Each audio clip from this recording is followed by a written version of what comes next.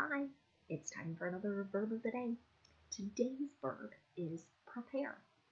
Let's take a look at some of the ways we use this verb. The first way you might hear or see someone use the verb prepare is to mean to make something ready for use.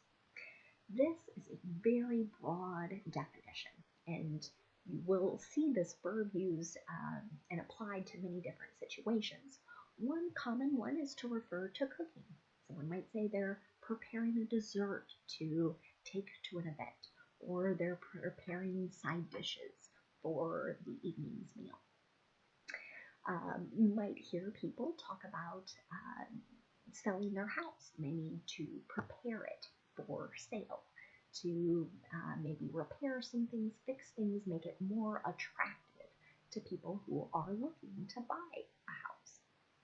A second way you might hear the verb prepare used is to mean to make someone ready or to make someone able to do or deal with something. So again, the first I would think of broadly kind of applying to situations, objects, and the second one kind of focused on individuals. And this is something you'll hear many teachers use. They'll talk about preparing students perhaps for a test. I have used this verb many times when I work with high school equivalency students. We have to prepare for the math section, for the writing section, and so you might hear some instructors talking about preparing students for their next grade level, or perhaps a job or career. You should know that prepare is a regular verb. To make the progressive tense, we need to drop the E and then add ing to form preparing. To form the past tense and participle forms of this verb, we just need to add the letter D because this verb already ends in an E. The base verb, prepare, ends in an R sound, so our past tense ending is going to make a D sound. Prepared. Now let's spend a little time looking at some phrasal verbs with prepare. One that you will commonly hear is prepare for. And this particular phrasal verb is not going to be too different than the definitions we've already looked at, but I thought it'd be helpful to just have a few more examples of it. So our first meaning for prepare for is to make something ready for use. Here's an example sentence. They prepared rooms for their guests. So in this sentence, they are making the rooms ready to be used by the guests.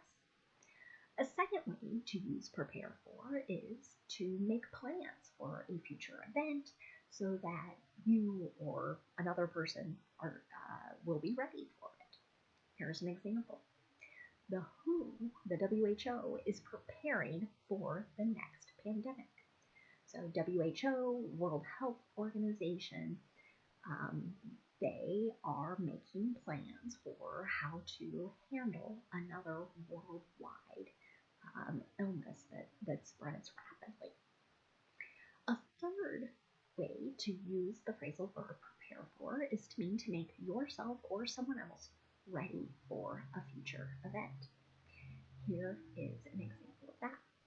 Our college prepares students for successful careers in many industries. This is something you might hear an admissions counselor say to a group of students as they begin sharing about their particular institution. Another phrasal verb you might hear is prepare from. This means to make something by mixing substances together. Here's an example. This was prepared from many different plants.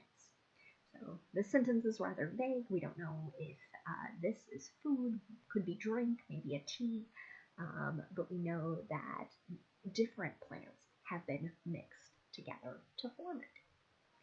Now let's take a moment to practice using our verb of the day in a couple different verb tenses. Today we're going to focus on the simple present and the simple future using be going to. Let's start with the simple present. We use this verb tense to talk about habits and routines. We also use it to talk about facts. The thing to remember about the simple present is that if your subjects are I, you, we, or they, you just want to use the base verb to make an affirmative sentence. But if your subjects are he, she, or it, we call that third person singular, then we need to add an S to the end of this verb. And you can see that in the example sentence. She prepares lunch every day for her family. So this is her habit, her routine, and again, this ties back to that first definition that we looked at a little earlier. If I want to make a negative simple present sentence, then I need to use either do not and the base verb or does not and then the base verb. Here's another example. Some students don't prepare for class. So I think any teachers watching this, you will kind of nod along. Yes, some do not ever read, do their homework, etc. So we're describing kind of the lack of a habit here. Finally, if you want to make a yes or no question in the simple present, you want to start with do or does, depending on what your subject is. We'll make sure that subject kind of matches the form there. And then you're going to have the base verb after that. Here's another example. Does law school prepare people to practice law? Now, that might seem like a silly question to some. It might seem obvious, like, yes, of course, right? But some people would argue it doesn't. It teaches you a lot of theory, but in some places, maybe not a lot of practical, day-to-day type of tasks and things that many lawyers commonly do. Now, let's take a look at the simple future. Again, we're going to use be going to today. It's really common when we're talking about plans. To form an affirmative simple future using be going to, I want to use a present form of be. So that's am, is, or are. And then I will use going to and the base verb. Here's another example. Over the summer, these athletes are going to prepare for the fall season. So they might run, they might lift weights. All of this is done in preparation for their fall sports season.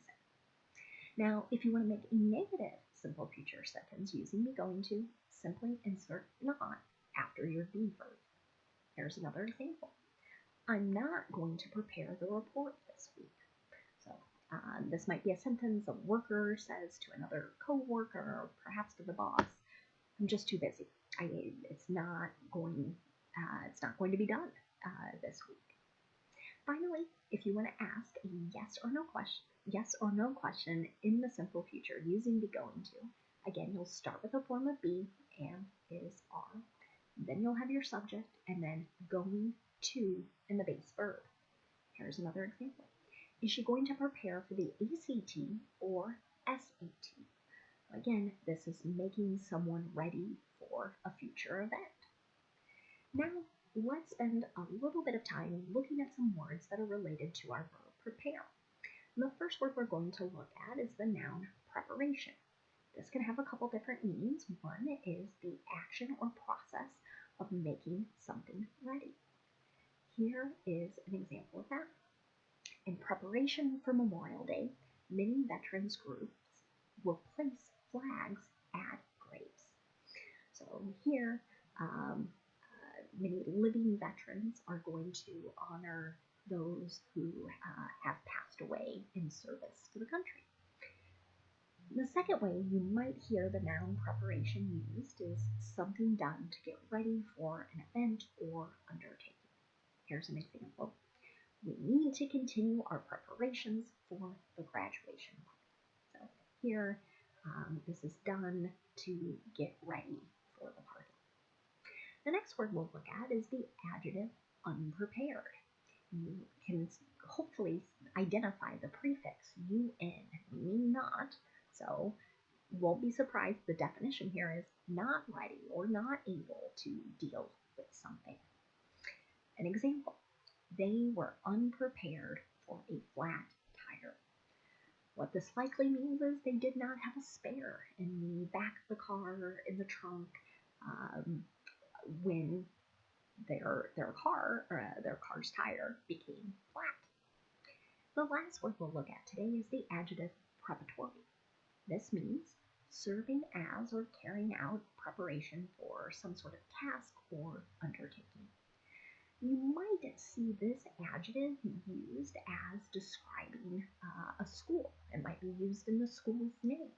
And again, with this idea that it is perhaps preparing students for college, preparing students for jobs and careers, and that is their undertaking. You'll see that in the example here. He attended a preparatory school in Connecticut. So I'll disclaim my association. When I hear it, I always think of things on the eastern coast of the United States. I feel like I've more commonly heard examples of that used versus the Midwest, but you may have had a different experience. Thanks so much for watching today's video. I hope you have